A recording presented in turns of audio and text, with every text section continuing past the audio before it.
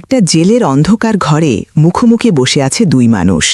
একজন জানেন না তার সামনে বসে থাকা মেয়েটিই হয়তো তার হারিয়ে যাওয়া সন্তান, আর অন্যজনও জানে না যার চোখের সামনে বসে আছে সেই নারীই হয়তো তার বহুদিনের হারিয়ে যাওয়া মা।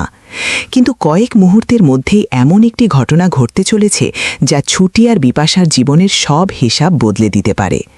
এতদিন যে সম্পর্ক ছিল শুধু স্মৃতির পাতায়, সেই সম্পর্ক কি এবার সত্যিই ফিরে আসবে?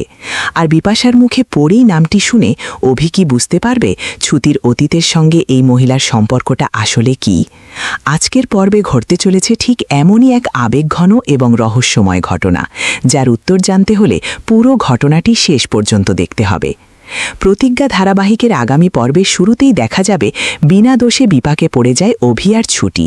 পরিস্থিতি এতটাই খারাপ হয়ে যায় যে শেষ পর্যন্ত তাদের দুজনকেই গ্রেফতার করে থানায় নিয়ে যায় অফিসার। অভি বারবার বোঝানোর চেষ্টা করে যে তারা কোনো অপরাধ করেনি, কিন্তু অফিসার যেন কিছুই শুনতে রাজি নয়। অভি যতই নিজের কথা বোঝানোর চেষ্টা করে, অফিসার ততই কঠোর হয়ে ওঠে। এমনকি গাড়ির মধ্যেও অভি আর ছুটির মধ্যে কিছুটা ঝগড়াঝাটি শুরু হয়ে যায়। কিন্তু সেই মুহূর্তে তাদের কোনো কথাই শুনতে চায় না অফিসার। তার একটাই সিদ্ধান্ত, দুজনকেই জেলে পাঠানো হবে। এরপর থানায় পৌঁছতে অফিসার কনস্টেবলকে নির্দেশ দেয় অভি আর ছুটি দুজনকেই ৩ নম্বর জেলে ঢুকিয়ে দিতে। কিন্তু তখন কনস্টেবল একটি কথা বলে বসে। সে জানায় দুজনকে একই জেলে রাখার দরকার নেই, ছেলেটিকে এক জেলে আর মেয়েটিকে অন্য জেলে রাখা হবে। কারণ কিছুক্ষণ আগেই একজন মহিলাকে ধরে আনা হয়েছে এবং তাকে ২ নম্বর জেলে রাখা হয়েছে, তাই ছুটিকেও সেই জেলেই রাখা হবে। কনস্টেবলের এই সিদ্ধান্ত যে এত বড় এক রহস্যের দরজা খুলে দেবে, তখন কেউই তা বুঝতে পারে না। ছুটিকে নিয়ে যাওয়া হয় ২ নম্বর জেলের সামনে। লোহার দরজা খুলে ছুটিকে ভেতরে ঢুকিয়ে দেওয়া হয়, আর সেখানেই এক কোণে অসহায়ভাবে বসে থাকে একজন বয়স্ক মহিলা। মুখটা ঘুরিয়ে বসে আছেন তিনি, চোখের পানি যেন থামতেই চাইছে না। তিনি হলেন বিপাশা। নিজের পৃথিবী থেকে বিচ্ছিন্ন হয়ে একা একা কাঁদতে থাকা বিপাশা হয়তো জানেনই না যে কয়েক মুহূর্তের মধ্যেই তার জীবনের সবচেয়ে গুরুত্বপূর্ণ একজন মানুষ তার সামনে এসে দাঁড়াতে চলেছেন, আর সেই মানুষটি হলো ছুটি। জেলের ভেতরে ঢুকেই ছুটির চোখ পড়ে বিপাশার দিকে।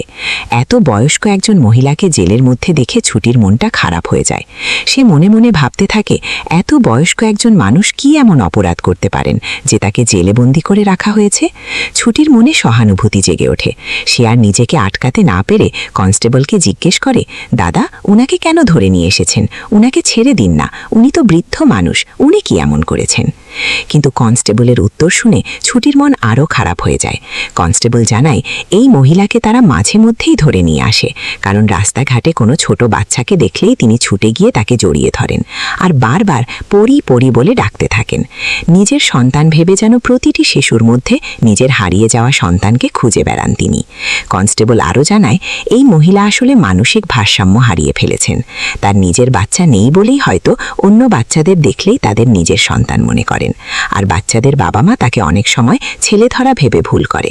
তাই পরিস্থিতি সামাল দিতে এবং তার নিজের নিরাপত্তার জন্যই তাকে থানায় এনে রাখা হয়। কনস্টেবলের মুখে পরি নামটি শুনেই যেন অভির বুকের ভেতরটা কেঁপে ওঠে। পাশের জেলে থাকা অভি কথাগুলো শুনতে পেয়ে অবাক হয়ে যায়। সে মনে মনে ভাবতে থাকে, পরি, এই মহিলা বাচ্চাদের দেখে পরি পরি বলে ডাকেন, তাহলে এই পরি কে? কেন এই নামটি শুনলেই তার মনে হচ্ছে এর সঙ্গে ছুটির অতীতের কোনো গভীর সম্পর্ক রয়েছে? অভির মাথায় একের পর এক প্রশ্ন ঘুরতে থাকে। সে আর স্থির থাকতে পারে না। তার মনে হতে থাকে, না, এই মহিলাকে আমাকে দেখতেই হবে।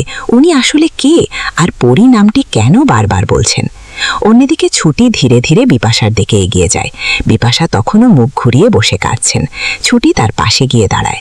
জেলের এমন পরিস্থিতিতেও ছুটির মনটা যেন ওই বৃদ্ধ মহিলার জন্য কেমন করে ওঠে। সে দেখতে পায় বিপাশার সামনে খাবার পড়ে আছে, কিন্তু তিনি খাবারে হাত দেননি। তখন ছুটি খুব মায়া নিয়ে বলে, আপনি খাবারটা খাননি তো, খেয়ে নিন। কিছু না খেয়ে থাকলে আপনি তো অসুস্থ হয়ে যাবেন। ছুটির কণ্ঠে এমন এক অদ্ভুত মায়া ছিল যা শুনে বিপাশা ধীরে ধীরে মুখ তুলে তাকান। আর ঠিক সেই মুহূর্তেই ঘটে যায় এমন একটি ঘটনা যার জন্য দর্শকরাও হয়তো এতদিন অপেক্ষা করছিলেন। বিপাশা মুখ তুলে ছুটির দিকে তাকান। কয়েক সেকেন্ডের জন্য যেন দুজনের চোখে চোখ আটকে যায়। দুজনেই চুপ করে একে অপরের দিকে তাকিয়ে থাকে। ছুটিও যেন হঠাৎ থমকে যায়। এই মুখটা তার কাছে এত পরিচিত কেন? কোথায় যেন সে এই মুখ দেখেছে, কিন্তু কিছুতেই মনে করতে পারে না। ছুটির মাথার ভেতরে যেন পুরনো কোনো দরজা খুলতে শুরু করে।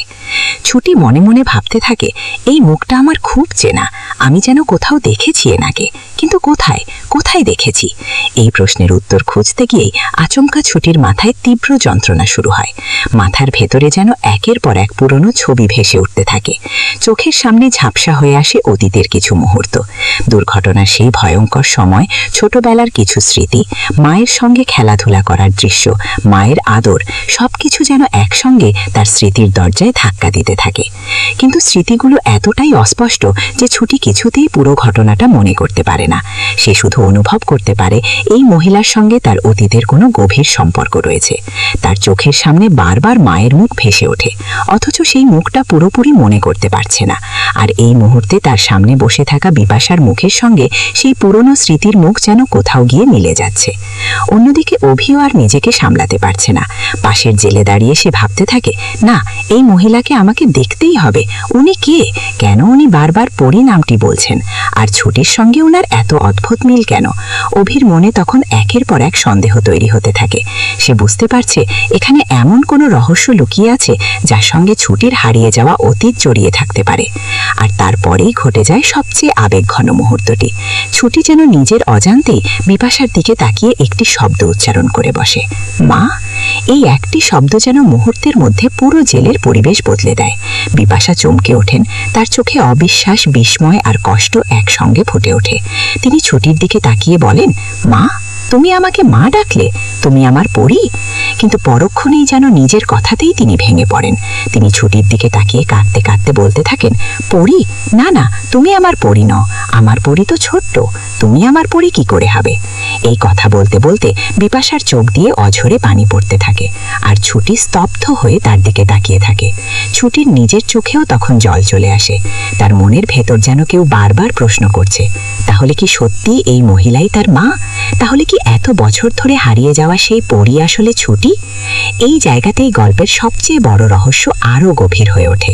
কারণ বিপাশা ছুটিকে পুরোপুরি চিনতে না পারলেও তার মুখ, তার কণ্ঠ কিংবা তার আচরণে যেন নিজের হারিয়ে যাওয়া পরীর কোনো ছায়া খুঁজে পাচ্ছেন। আর ছুটির মনও বারবার বলছে এই মহিলার সঙ্গে তার সম্পর্ক শুধু একজন অপরিচিত মানুষের নয়, তার শৈশবের স্মৃতি, মায়ের আদর এবং সেই ভয়ঙ্কর দুর্ঘটনার সঙ্গে যেন বিপাশার কোনো না কোনো যোগসূত্র রয়েছে। এখন সবচেয়ে বড় প্রশ্ন হলো, ছুটি কি সত্যিই বিপাশার হারিয়ে যাওয়া মেয়ে পরি? বিপাশা কি ধীরে ধীরে নিজের মেয়েকে চিনতে পারবেন? আর অভি কি এই রহস্যের আসল সত্যিটা জানতে পারবে?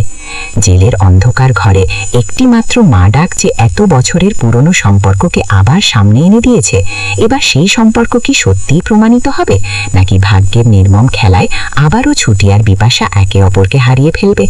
প্রতীক্ষা ধারাবাহিকের আগামী পর্বে এই রহস্যের সমাধান কোন দিকে যায় সেটাই এখন দেখার সবচেয়ে বড় বিষয়।